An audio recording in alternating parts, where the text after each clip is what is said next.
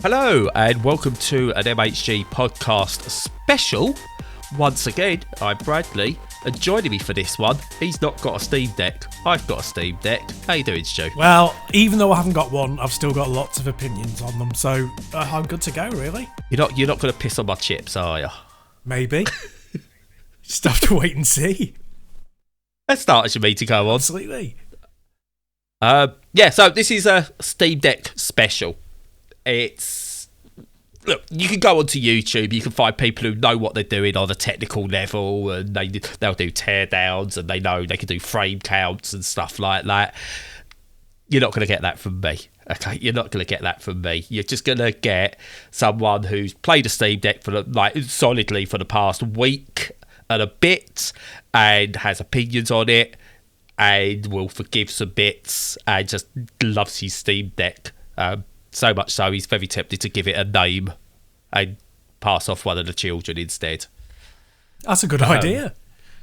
Yeah, honestly, this thing's... Oh, right, so, first and foremost, convoluted story, I managed to get one. I was very lucky on the pre-orders, it seems. I must be one of the early ones.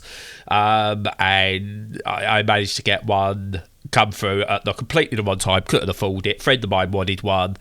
Said, I'll pay for yours and take it, and then when the other one comes out, you pay for that one and you can have that.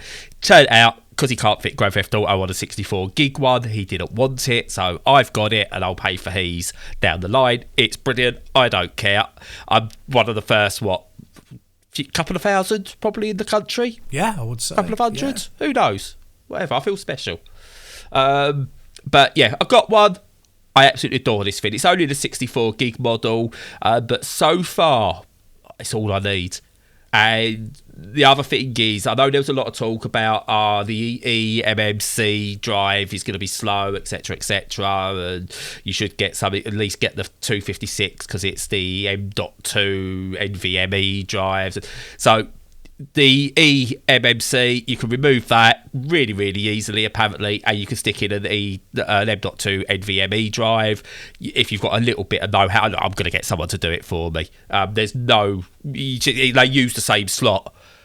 So well done, Valve there. Absolutely brilliant, but 64 gig so far, with a 512 gigabyte SD card in there, and I've got currently installed on this thing 53 games installed, which includes a mix of like big AAA games like Elden Ring to small indies like Binding of Isaac, and even some non-Steam stuff. So I've got some Switch games on there. I've got Blur, a PC version of it. I've got some PSP games on there.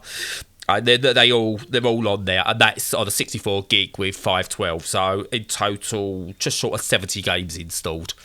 That's not bad. Nice. So before I get going into it, have you got any sort of like questions about the deck that you want to ask, Stu?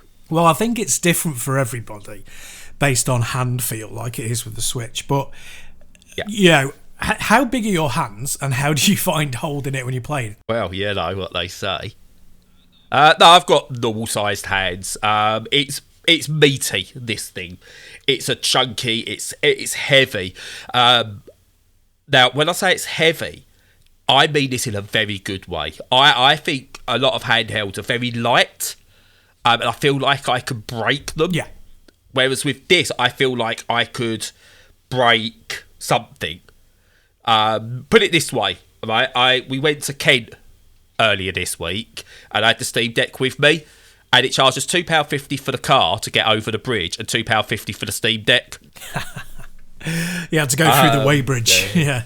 Yeah, it's a big chunky boy, but it feels good in your hands. It's got grips on the back.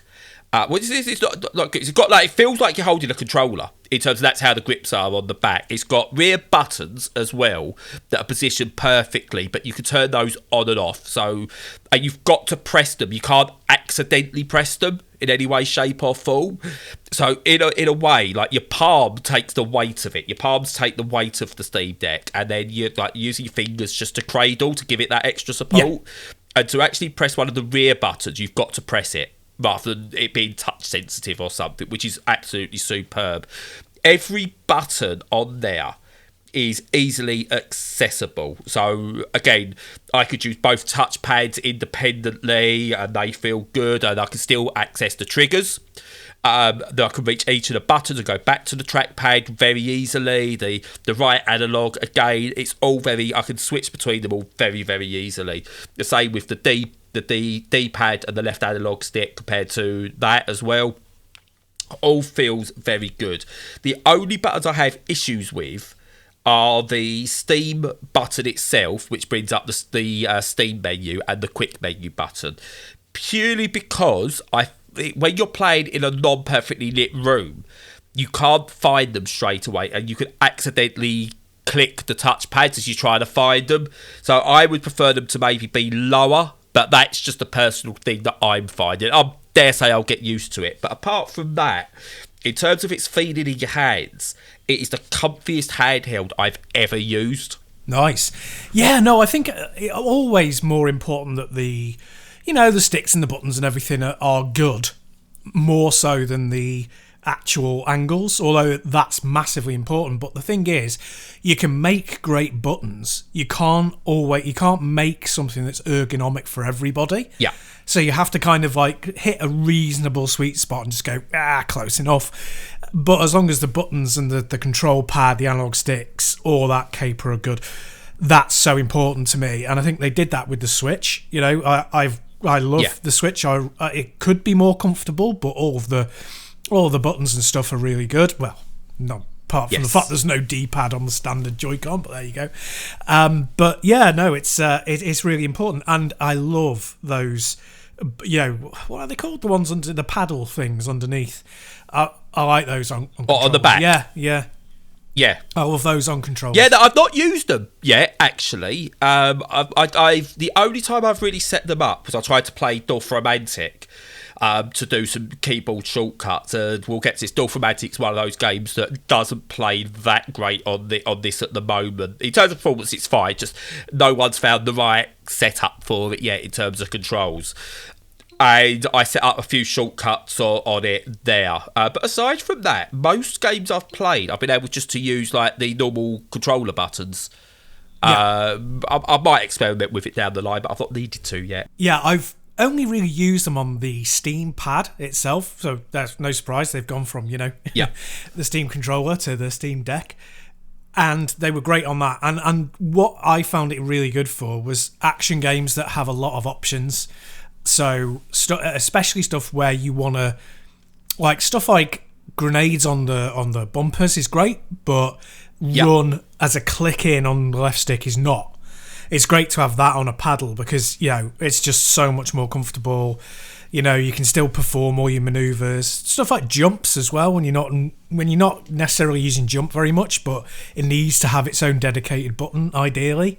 But accessible instead of just one of the face buttons, because you don't really want to go from using your thumb on the right analog stick to hitting one of the face buttons to jump because you're actually trying to move at the same time. So I really like them, but they do have a specific use case. Yeah, so tell a lie, there is not No Man's Sky. There was another game I played that was similar, that had a click the left stick to run option to it. And I first actually changed that so it was on L4, which is the top rear paddle. And that didn't quite work because for me, I'm still like trying to do two things with my left hand. So I actually changed it to R4, which is the right top trigger, and that worked a lot better to hold that in, and then I was completely independent on the left stick. So, and again, it's all fully customizable. So if you go into a game, every single game has a controller settings option, and most will set to a default layout of called gamepad with joystick trackpad, which essentially just use it as a normal controller. But if you go in, there are sort of I've got MU deck based ones and stuff like that, which allow for mimicking the Wii U and the 3DS and so on and so forth. But you've got gamepad with gyro. Gyro on this vid is amazing, by the way. a gamepad with mouse trackpad, so you can use the pads to actually do stuff. Mouse only. There's mouse and keyboard option. There's emulation options, and then every single template you can obviously then go in as well and edit that each individual key. It's Monster Hunter Rise it says it's not officially supported because it doesn't I think it says it's not officially supported because, let me just look why. It still says unknown, but I think it's to do with anti-cheat and some control issues and stuff like that aren't official. So there's no official layouts or anything. But you go into that, you go to controllers, and you go to community layouts. There's tons. So there's people that set it up for dual shock layouts. So it uses like your touchpad as the PS4 touchpad, for example. There's one that's completely Japanese. Don't know what that says. Ones that are set up for gyro controls, low friction and light gyro, gamepad camera controls, loads of different community settings that you can go in and just grab and then edit those. And if you find one that's much better, re-upload it. It's just really, that side of it is just really good. And as I say, from controlling games, I've not found a game yet that has been impossible to play. Some are a bit convoluted and not nice because of the types of games they are, but none have been impossible to play yet. Yeah. No, that's really cool. Yeah, I just, it's got everything there. It's going to make sure that it has to be on the user to be able to get it working perfectly. And I think, like you said, when it hits critical mass and there's tons of people with this thing, then you're going to have so much community support you won't really know what to do with it, kind of thing. So yeah, totally agree. And this is what I want to get in there before I forget to say it. So I've seen a lot of reports that say you should get 512 or you should get this.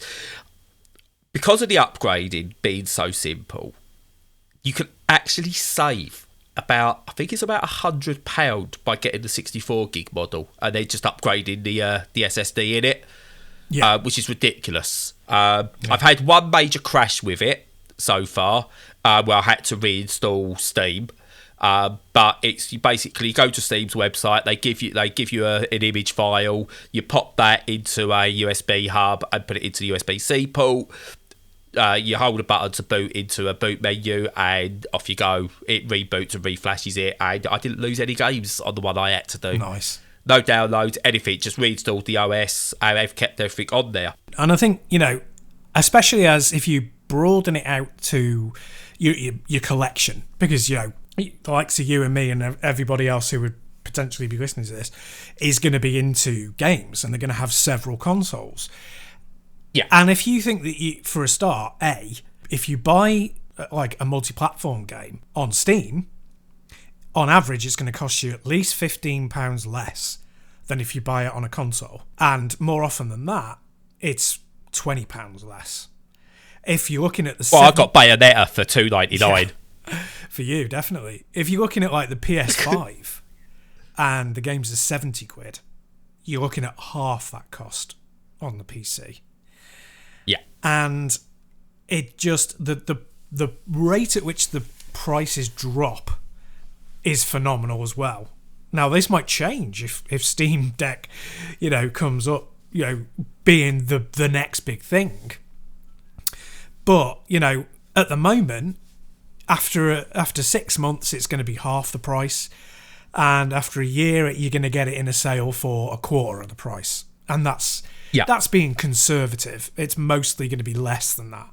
You'll end up getting a game in a bundle that you like, for example, I bought Scarlet Nexus for £14. Yep. But I didn't just buy Scarlet Nexus. I got 4 other games with it, or maybe even 6. Was that the Women of Heroines one bundle, wasn't it? Yes. Yeah, that's right. Yeah. I think it was. And so that's £14 for the game I want, plus a load of other games, some of which I actually like as well. So the amount that you save by being a PC gamer is staggering. And on top of that, you can just use it as a laptop if you want. You can hook it up to... Oh, and it's so simple. Yeah. So simple to do. Yeah. So if you've got no laptop and you've got no PC, or you've only got an Apple device of some description, and you need a Windows PC, you've got one now. You don't have to buy one, especially as it's a very capable one. Yeah, and what surprised me, I think I mentioned this to you off air last week when I first got it. Linux is so easy to use these days. Yeah.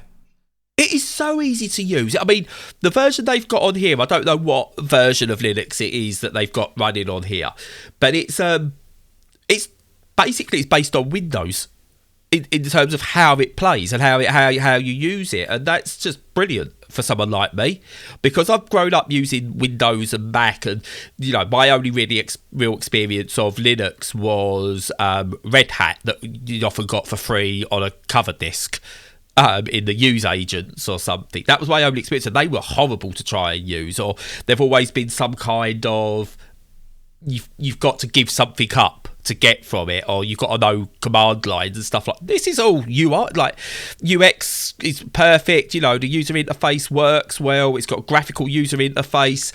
There's very little that needs to be done on the command line, and even the command line stuff now is very Windows based as well. So that's not too different. And yeah, it's the desktop stuff is really good, and I've not even gone much into that, bar trying to install a few games from the itch.io bundle and getting some emulator stuff sorted. Yeah, no, all that absolutely great, and I think that the reason why it's important is because there's kind of been a move for, Linux has always been there to try and democratize the use of computers, and Steam has been there to try and not just to democratise the use of the store for games, but I mean that's kind of a side effect. But the kind of it's kind of libertarian style capitalism. It's like we want to make money, but we're also users. So I'm not saying like they're all lovely, wonderful people who are doing all this. I don't worship at the feet of Gabe Newell, but they definitely have that thing of we're capitalists who are also consumers, and you can feel that coming into this in particular, because that kind of, it's open to the community. There are community fixes. Please make things better for us, whilst we also make things better on our side, is a really strong driver for it. You can tell, and that's going to transform how good it is within the next 5 years. When you see other models, but like for right now, it's so important, because even if this thing never takes off in the wider community, it doesn't become like a staple of many people's homes, that doesn't stop it being a brilliant device, like one of the most important devices of the last sort of 20 years, I would say. It feels to me like, the level of like maybe the mini disc, where it's absolutely fantastic. No one bought it comparatively. Well, I loved my mini disc. You did, but but a fantastic product. I still think the mini disc is the future, personally. Well, it was a fantastic product. It superseded what came before. It had a great use case. It's just people were embedded in the thing that they had, and it allowed the PSP to exist. Well, exactly, yeah. So all of these things. It's just a great device by the sounds of it. I can't wait to get mine. And one thing I've not seen a complaint about with this, which surprises me that people haven't picked up on it.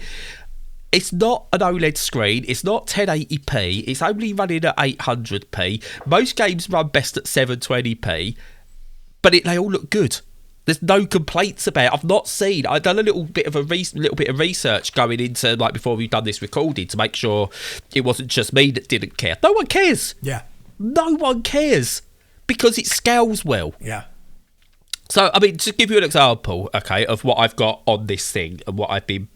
I'm going to go through a list of games. I want you to guess which one I've been playing this most. My super powerful Steam Deck machine. And guess what game I've been playing the most on it. Okay. But you've got Aperture Desk Job, which is a wonderful introductory bit of software for teaching you how to use the Steam Deck. And it's obviously, it's in the Portal world, so the stories are sublime in it. Binding of Isaac.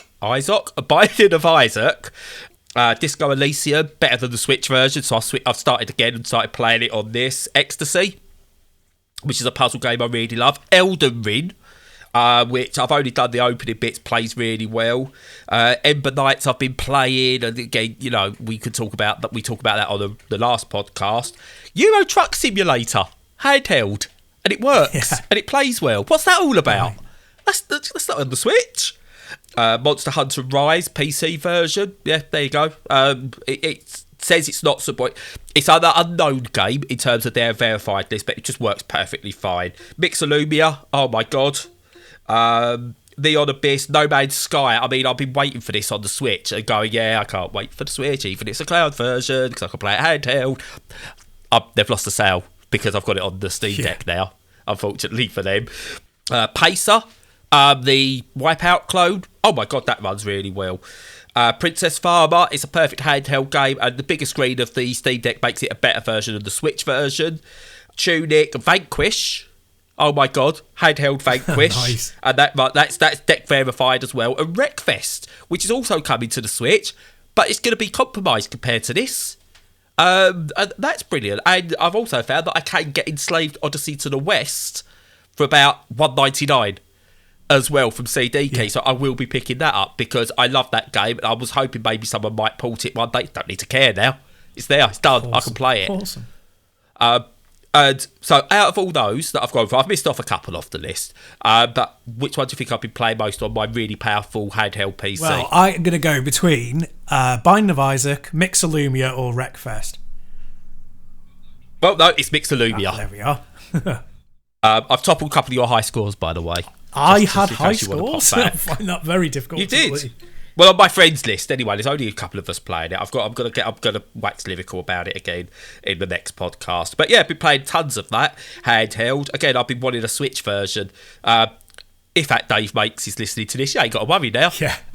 Oh, that's so cool. I've said on the podcast for weeks, if not months, there's so many games that I probably wouldn't have bought in any format, just simply because of the format I could play it on and that I'm gonna now. So, it's a game changer.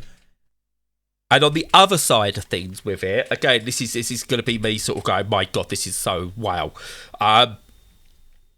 This isn't going to stop me buying games on the Switch, like in terms of Nintendo first-party games, because I still think you should pay the creators for their games. However, what it might start doing is stopping me playing certain games on the Switch itself. So I've got, I've just for test some of these and some because I really want to try them. I've got Blur. Obviously, that's not a Switch release, but it's an old game that you can't get on any other system, modern system. So that plays really, really well on here. I've popped Captain Toad Treasure Tracker on here. I've completed it and I own it on the Switch. Just in case anyone needs going, piracy. It's not. I own the game. Been playing that on here. Plays really, really well. And then some of the old emulation stuff I've got, like Daytona USA from the Dreamcast. Brilliant. Def Jam Fight for New York for the PSP. Sega Rally, Outrun Coast to Coast. I never bought it on the PC, so I never had a Steam version. Plays really well. Metroid Dread runs really, really well on it. SSX Tricky, Super Mario 3D World, Wipeout Pulse, Wipeout Pure, and the Pierce the Resistance with this, natively, in a way, Xbox Cloud Gaming. Nice. Yeah. Yeah, so, the one thing the Switch still has over the Steam Deck is that the dock, you pop the Switch into the dock and it literally goes, hey, change display. This, you need to basically plug an external thing in, plug HDMI into that external thing, go to desktop mode, set up your screens, etc., and then switch between them when you want manually. Yeah. So it's not plug and play like the Switch. But again, I dare say people will make that happen down the line. I would be very surprised if they didn't. Yeah, no, that's a huge thing. And going back to the emulation as well, it's like one of the things that's so important about emulating older games like that is like Wipeout Pulse and Wipeout Pure are great examples because they're excellent games, but they never ran at more than 30 frames per second on the PSP, and they would also slow down as well, which is a big deal in a racing game. And you put it especially a Wipeout. Yeah, exactly. And when you put that on more powerful hardware, that problem goes away, and it's suddenly an even better experience and can become timeless. And it is also designed for a handheld, so the fact that you can play it on a handheld at what I'm presuming is easily 60 frames per second is absolutely superb, and that applies to all of those retro games. Yeah, and the one, I mean, to be honest with you, this is where I'm different to a lot of people who are reviewing this thing. I will never put on a frames counter display on my system because I don't care. And I've done it. Well, I've done it once before. I had Project Cars on an older PC a few years ago that was running. I put that everyone else was doing it, so I put the frame counter on. It was like 60, 60, 60. Oh, it's dropped to 45. Why is it dropping to 45? And instead of playing the game, I spent weeks making minor little adjustments to try and go, we'll get this to 60. I need to get this to 60, running at 60. And I just made things worse, and I think I've got viruses on the computer because I was downloading all different things that people were suggesting, and all because a little thing said blah, blah, blah. Played it again, turned it off a few years later, and do you know what? It probably might have been running at 30, 35, I don't know, I don't care. I enjoyed it because I wasn't constantly looking at a little number going up or down. Yeah. It's important. Again, I'm not belittling it because it is important to some people. I know some people are very sensitive to these things, but for me, I'm not. When this 40 hertz thing comes out and the 40 frames per second, I will switch to it because apparently the battery power gains are worth it alone, and that will do me. Yeah. Yeah, no, I think a lot of, there's a bad, old-fashioned sort of view of what PC gamers are like in that, it's like 60 frames isn't good enough, we've got to make sure you get higher gains, blah blah blah. But most of the time the reason why they're interested in like Digital Foundry videos and stuff, and I include myself in this, is to find out how it runs at a baseline, so you know whether your computer is going to be okay with it or whether you should not really bother buying it. And you don't really get that very much these days, and this is part of a wider point that I wanted to talk about is, if there are people from the outside going, well, I'm not really into PC gaming, it's too much of a faff.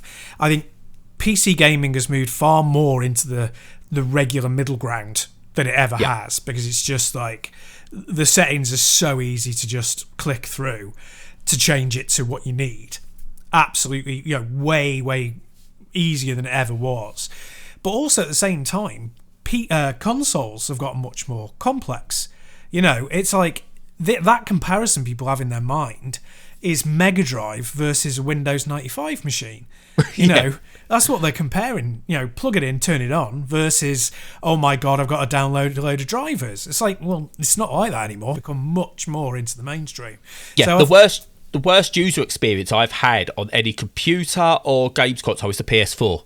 Because of the way it downloads and unpacks games, that you need double the space on your system to be able to install a game that's half the space of what you actually have left anyway. It's horrible to be able to, and then go, oh, what do I get rid of? And you're managing it, and you don't need to do that with a PC, in all fairness. And that's someone who's always been a console gamer. Yeah, and I think exactly, it's exactly what it's like. And when you're thinking about stuff like, I just want it to work, the Steam OS has got this. The Steam Deck OS has got this 30 frames per second switch. Yeah, and you stick that on, and you're laughing on the approved games. You don't even have to think about it. But my experience with this so far, as someone who's impatient. And wants things to work out the box, but likes to tinker at the same time. I'm a special use case. I'm a special boy. You are a special boy. I opened the thing up. Hello. I opened the thing up for the first time and went, "Oh my God!" It's like, they should have put a gold thingy over it so it shined gold as you opened it. So it was like, oh my God. That scene from Pulp Fiction in it, Vincent Vega. Yeah. So I opened it up for the first time. I had to plug it in to turn it on, even though it had quite a decent charge on it, which I thought was really interesting. I don't know whether that was just a freak occurrence or whether they're going, look, we want you to know where the charger port is or something like that. I don't know. But it made me plug it in before I could turn it on, even though it had charge, which, okay, fair enough. Yeah. So someone else, if anyone else has got one, let me know. Did you have to do the same, or was you able just to turn it on? Anyway, it turned on fine. It went, right, signed into Steam, done my two-factor authentication, few minutes of getting all the most recent updates, and then there you go, 1,000 odd games available. Of those, 200 odd are Steam verified. God knows how many more, are playable, but what's considered not, like, in terms of is playable but has the little exclamation mark is it might not have proper button prompts. It might only have like keyboard or something other prompts on it. Yeah. And that's considered not verified. So again, if you only don't need to only look at verified games, you can explore as well. Even the question mark games, there's only certain games that aren't supported at all, such as like Destiny 2 and stuff like that. But even then, you can get Windows on this thing of Destiny 2 runs. So, but anyway, install a few games, play a few games, perfect. Right, now I've got to tinker a bit because it's me, so I've got to tinker.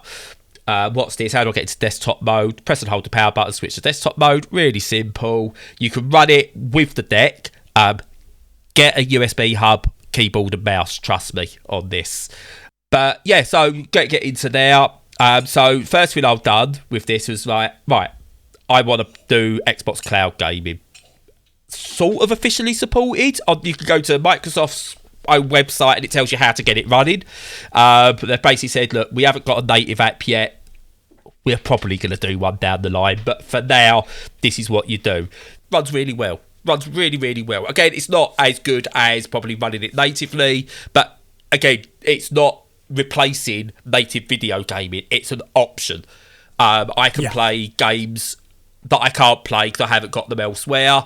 I don't need to buy an Xbox console still at the moment. I've still not looked at a console and gone, I really need to buy a new one. So you've got that. The next thing I wanted to do was emulation. And emulation is generally a faff. No. So you go to, there's someone's made something called EmuDeck. You go to the website, you download EmuDeck, you run the installer, and it does it all for you. It goes, right, okay, which of these emulators do you want to install? You click all of them, you might as well, and you install them, and it goes, right, where do you want the ROMs folder and the BIOS folder and everything put? But basically, pop a bunch of ROMs into the folders, which are already created, so they're all named properly, all the paths are done properly. You copy over a whole bunch of BIOS files into the BIOS folder if you really want to play like PS2, PS1 type stuff. You do all that. And then you've got a program it installs with it is called Steam ROM Manager. And you run that. And you tell it, right, what systems do you want it to pick up on? So you go, right, I want you to pick up this, this, and this. And then it'll run a scan. It'll find all the artwork for the games you've got in those folders for these systems you want to run and automatically adds them to Steam. You then go back to desktop gaming mode, and in there you've got all your games that you want emulated that look like native games. So you haven't got to go into an extra emulator to start them. You basically go, I want to play SSX Tricky. I click on SSX Tricky, click play, and then behind the scenes it goes bang, bang, bang, bang. There's the game for you. So good. That's no faff whatsoever.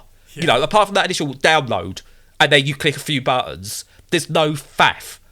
This thing is, I think we are redefining handheld gaming again. The Switch was important. The Switch was vital to this.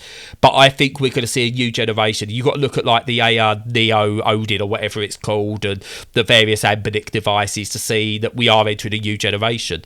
And when there's a Steam Deck 2 or whatever however they decide to do the upgrade path with all of this, this device alone that I've got here, I'm just going to turn it into a dedicated emulating machine. If I get another Steam Deck in, say, 3, 4, 5 years' time, this will stay as an emulation device because everything up to PS2, Dreamcast, I've not tried GameCube yet, but everything up to Switch, essentially, I mean, if you want to go modern enough, runs well. PS3 apparently runs well. I just can't be asked with PS3 stuff at the moment because that is a bit more of a faff because it's all to do with how the emulator holds them rather than what Steam Deck does.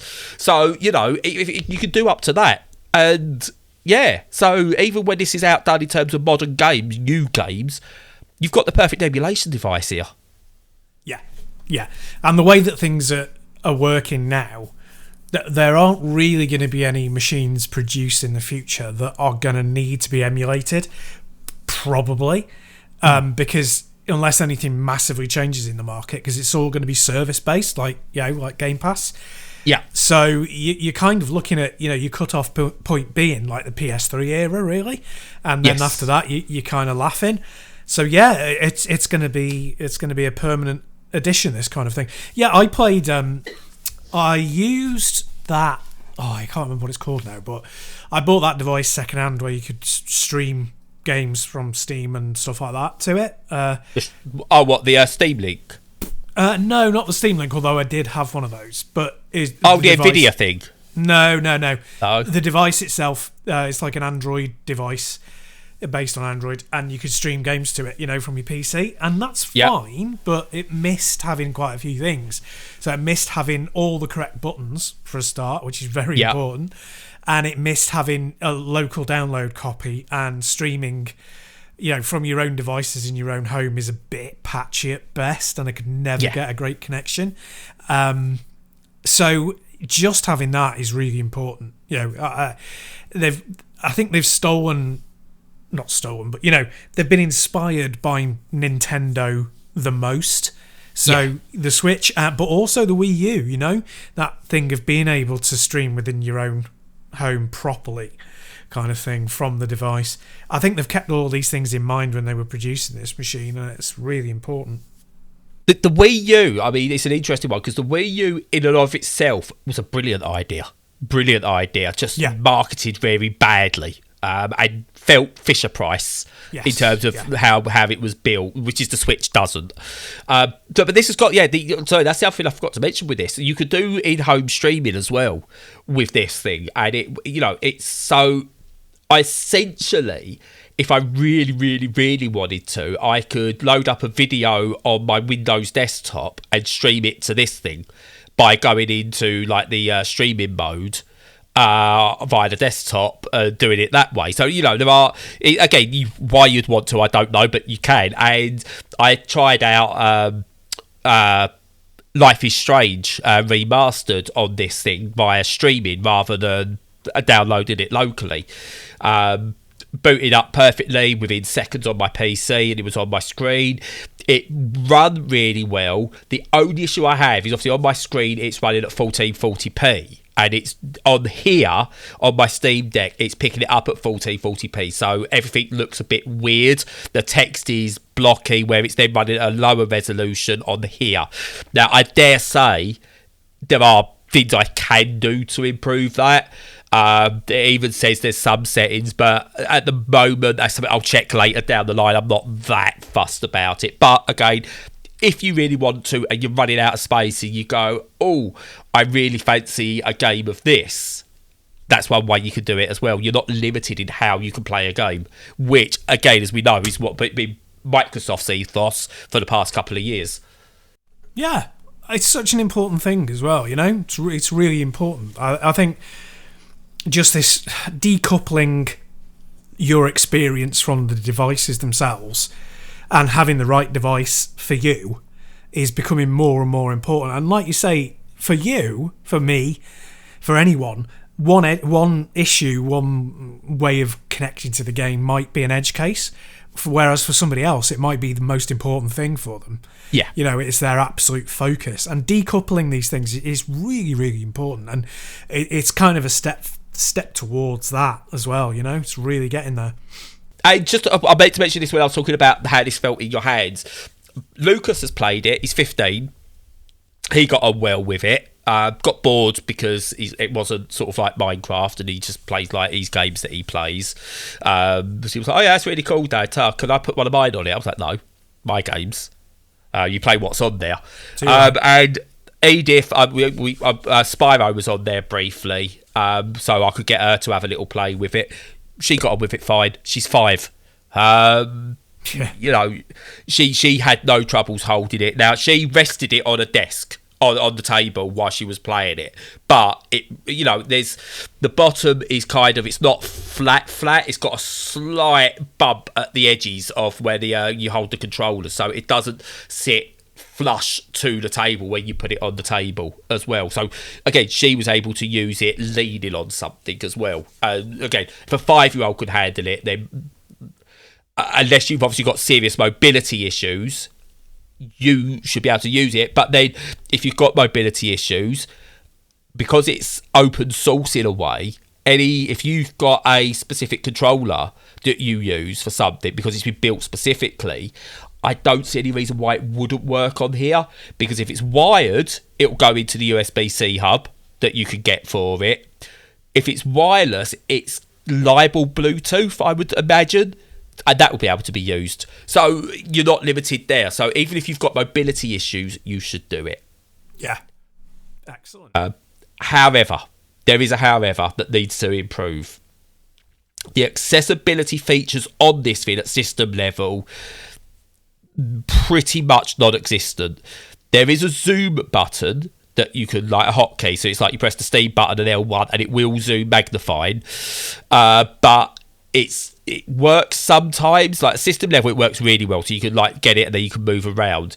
But if I do it in, say, No Man's Sky, it magnifies the middle of the screen, and if I try and move to the bottom right hand corner, the in-game controls think I'm doing in-game controls, so it doesn't let me actually move the magnification around. Yeah.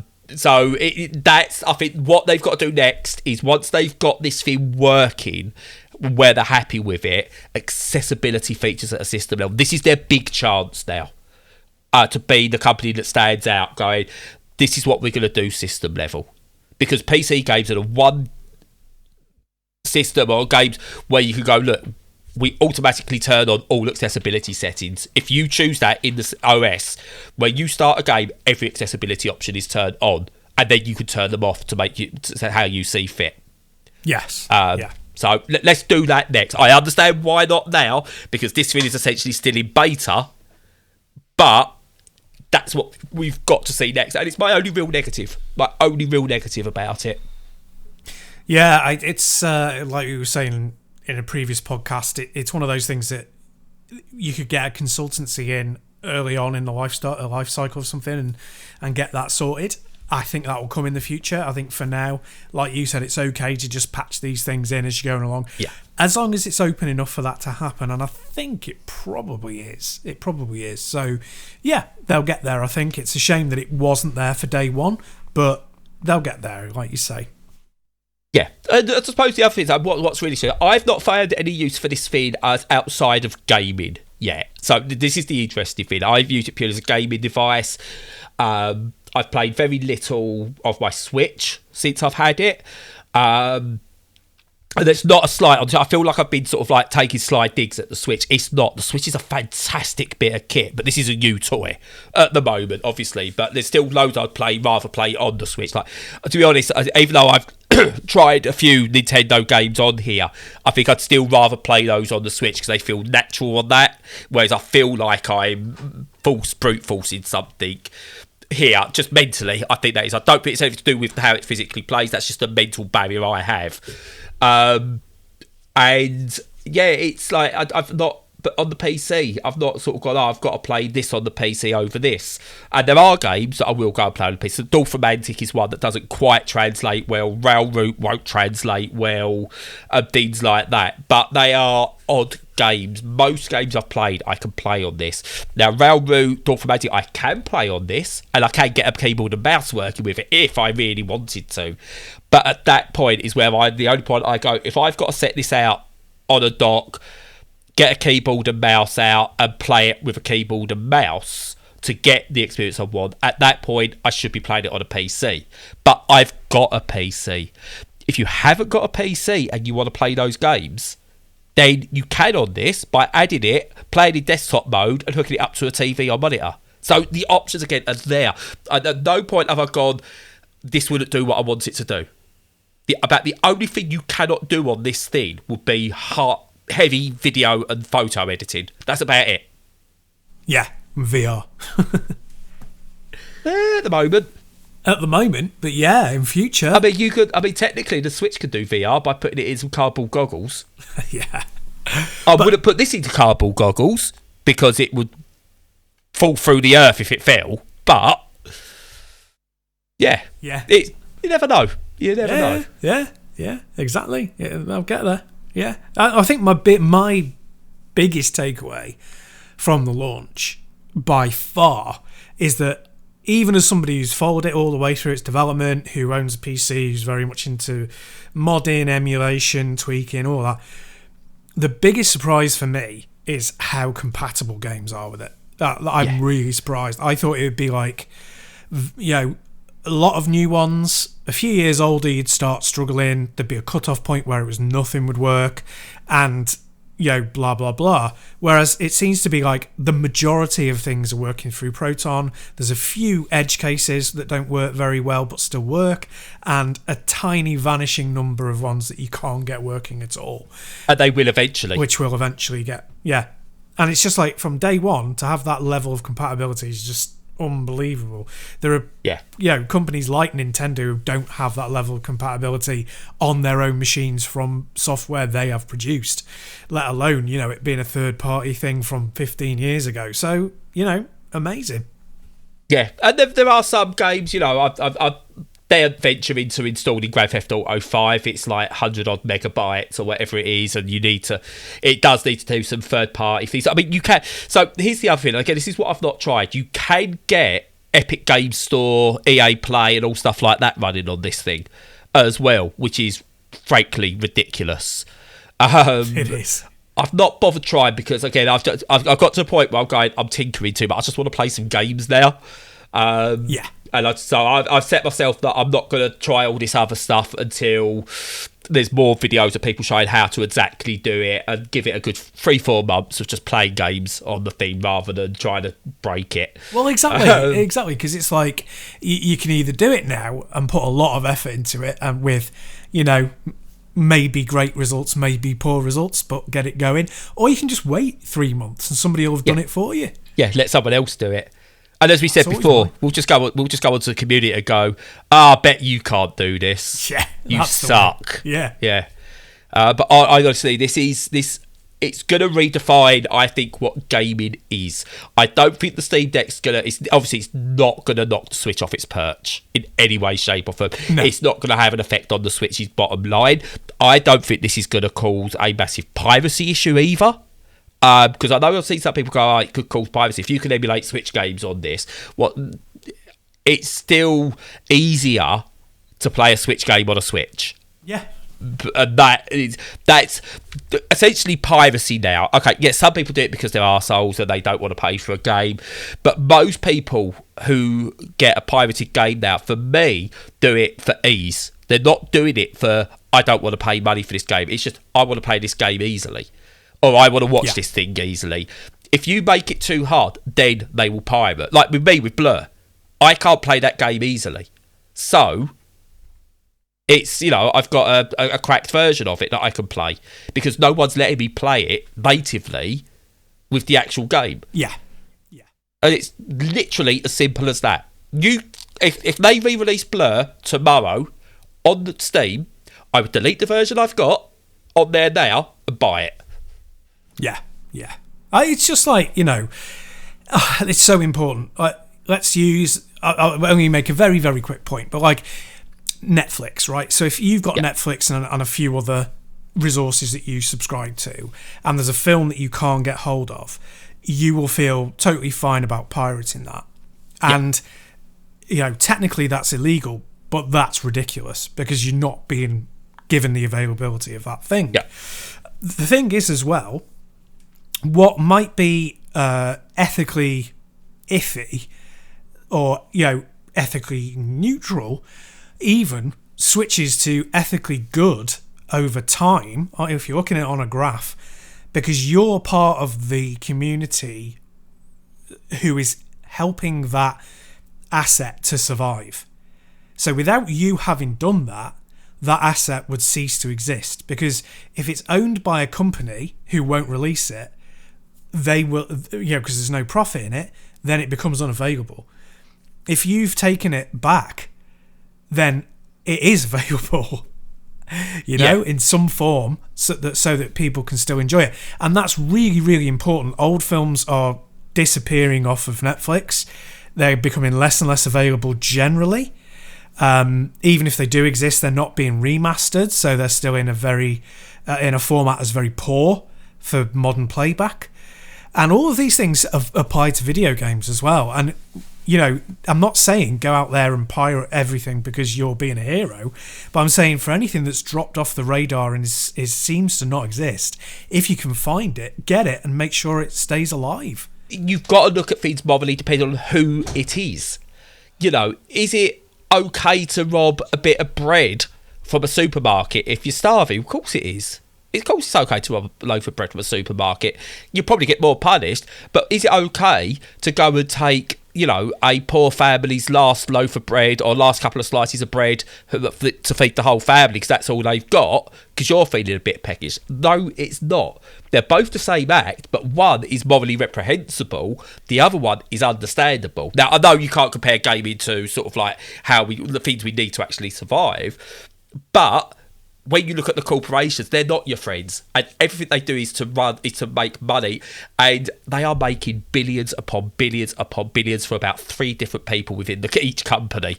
If you pirate a game from someone like that and run it on Steam Deck, you're not affecting anyone because the people who made it, you pirating it is not going to make a difference to whether they've still got a job at the end of the year or not. It really, really isn't. Yeah, because not enough people pirate to make that much of an indent. Yeah, no, I totally agree. And of course, it's, you know, I'll stop in a second because we could go on forever with this. It's an important topic, but even using the word pirate, it implies that you're stealing something from somebody who needs it, or, you know, it's illegal, it's immoral, it's all those terrible things, and it's just like, no, there's more nuance, like you said. There's much more nuance than that. And in this use case, having a Steam Deck and playing Switch games that you bought, I'd say that's a really good use case because it's taking, you know, as I've mentioned before, it went from them going, if you own the physical media, then you've bought the game, you can then play it whenever you want. It went from that to you have to own the physical media because we own the IP. So if you own the physical media, you don't own the IP, you just have the physical media. If you lose the physical media, you have to buy it again. They went from that to, even if you have the physical media, we've got the power to take away the IP from it. You know, Gran Turismo 7 is a great example of this. You can buy a disc, but you're not going to be able to play it unless they've got their servers switched on, which they can turn off whenever they want. So it's kind of like you've got to make sure that you are not being taken for a complete sucker on these things, you know, because it can become ridiculous, and there is nuance. So that's just the last thing. Yeah, totally. I mean, again, I'm looking through every single one of these games that I've got that are emulated on here at the moment, and there's not one on here where I would turn around and say, if they told me that version that I could just go and buy it and run it on here easily, I would delete what I've got here. I say Def Jam Fight for New York is one of my favourite fighting games. I really love it. I can't get that any other way legally. You know, I suppose the only legal way I could get that is to go to CEX or a marketplace somewhere, buy the physical UMD and put it onto, buy a PSP again and put it on there. Because I had a PSP, but it broke. So it's not as if I got rid of it, it broke. It just died on me. And they do it that way. I can't buy a PSP, legit. Sony aren't seeing any money from a PSP I buy. They're not seeing, the developers aren't seeing any money for Def Jam Fight for New York that I buy out of CEX. It's just all artificial scarcity. So you get so desperate that when they finally put their ROMs up on their store, that you buy them at whatever cost they're charging, which is always far too much money. Yeah, totally. And I say, just my last point I will make on this. Oh, my great on deck list has grown again. I've got to find out what's been added. The lists are constantly growing on what you can play and stuff like that. And I honestly cannot recommend this system enough. I want to get back to the system rather than talking about piracy. And to give you a clue of some of the ones I haven't got, so it's even stuff from like 100% Orange Juice, which is some kind of like fan service puzzle game. I don't know why I've got it, but it's a decent puzzle game actually. Alan Wake is playable on this thing. Automobilista 2 is playable and verified on this. Yeah. I'd say Enslaved, I don't think you can actually buy anymore. Death Stranding and the director's cut work on it. Devil May Cry, Dishonored, Disco Elysium, Doom, so it can run Doom. That much. Listen to the previous podcast if you want to know more. Keep talking and nobody explodes. Literally almost a perfect use case for that as well, because you haven't got to worry about hiding the TV from people. So, God, yeah, the list has just grown so fast. Yeah, it's Left 4 Dead, Life is Strange, Mad Max, the Mini Metro and Mini Motorways work on it. Jesus, there's just so many. The weirdest one, and it's a game that no one really cares about or knows about, Contradiction Spot the Liar, which is an FMV game, works on it and is verified. There you go. No, very cool. Yeah, really happy with that. Quite a few FMV games work on it, actually. There's quite a lot of unverified. West of Dead, Walking Dead, the Telltale one, that is. I don't know about that one because I don't own it. This is just on ones I own, by the way.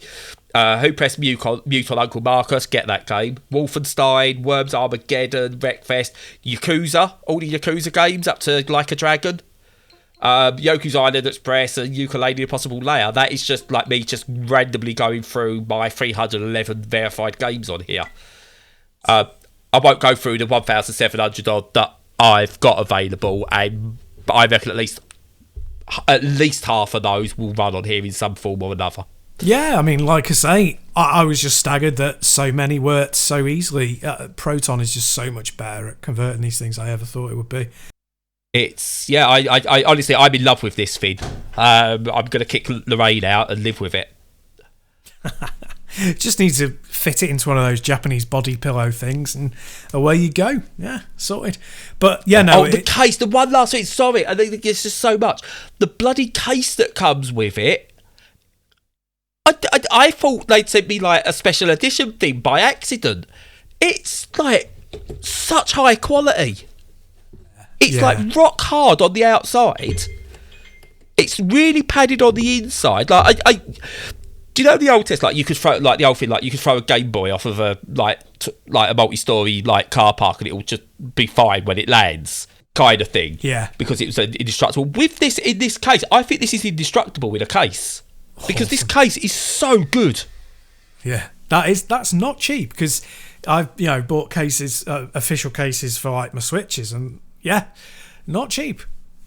I can't wait to see where this goes. It's, I dare say this will age quickly in terms of in 3 years' time, these like the one I've got will be considered sort of like, wow, okay. Oh, you really want the new one. But the new one is going to be like, what new games can I play on it? Because there's... I've got everything I can play, 1,700 games that I can potentially play on this thing. It's going to take me a while to get through, so I don't think I'm going to have any envy in terms of what other people can play. And I think development of hardware is slowing down at the moment because of the pandemic and everything and the shortages. Absolutely. That I don't think there's going to be many games released that this won't be able to cope with in some way. Yep, absolutely. But yeah, honestly, if you're if you've got one pre-order, you've got something special coming. If you're on the fence about whether you want to get one or not, honestly, at 350 quid for the base one, it is so good. It's worth doing, and you can upgrade it down the line because it's PC architecture. So of course you can. I can't. I wish I could say to you to go out and get it now because you'll be on a really long waiting list at the moment, which is the only downside. I can't wait for you to get yours, Stu. If only because it'd be hilarious if you turn around to me and go, "What the buggery was you talking about? This thing's crap." I would think it would be quite a surprise if that happened, but you never know. It's a strange world. No. But yeah, so I mean, you've heard all the technical aspects of the thing, all the teardowns and what it could do on a technical level. For me, someone with ADHD, it's amazing. It's just amazing. It plays all my games and more, and I love this thing. Yeah, and even though I'm a PC gamer who likes, having a powerful PC, comparatively powerful, I will end up playing more PC games more often, by far, if I've got it available to sit on the couch, because it's still where I spend most of my evening is not sequestered away in a room on my own playing video games. It's downstairs in the front room with my wife, being a regular human being, and I will have my lack of regularity by having a Steam Deck and being able to play that. Yeah, and it fills a niche that the Switch just doesn't, because the games are much more expensive and they're much more narrow use case. It generally. But No Man's Sky I picked up for I think £20 with all the expansions and everything. I don't know how much it's going to be on the Switch. I say Bayonetta I got for £2.99 and that's still £40 on the Switch. So it's. Therein is your this is where you start saving money if you buy this thing. Yeah, exactly. I don't know what else to say. I've got no wrap up for it. I didn't. It's just, damn, this is a good machine. Well, I think that's a good enough wrap up for me. Yeah, it's exceeded our expectations, I think, which is quite amazing in an era when we've got all these shortages. I think for them to have managed to do it and still get units out to consumers in a reasonable time frame has been quite amazing, and for it then to overperform in terms of what it can do is a massive success story. And even if it doesn't become a staple in everybody's home, I think it needs to be celebrated for doing those things so well. Yeah, and my final thing I'll say is, like, it will start with gaming, but with a lot of technological advances, it will start with gaming, but it's interesting where it goes from there. Because the next thing is, if you've got a Steam Deck, or we could now start putting PCs into these type of things, and then you soon will be able to put the equivalent of a rig that's got the latest i9 processor with the equivalent of a 3080 Ti in it, for example, into something the size of the Steam Deck. That will happen at some point. At which point are you then going, well, actually, you've got a portable editing studio because it fits in there on the screen. You just then plug it into a bigger screen with your keyboard and mouse, and away you go. Yeah. Because what we've now got to do is, can we improve cooling? That's the next thing. Can we improve battery life? They're all the next things that this is going to have to then push on. So again, I'm really excited to see what this does for the future of gaming and other technological advances. Absolutely. Oh, shut up now. Great. Yep, that's the end of this special. Hope you enjoyed it. If you've not before, check out our other regular podcast episodes and look forward to catching you in the future.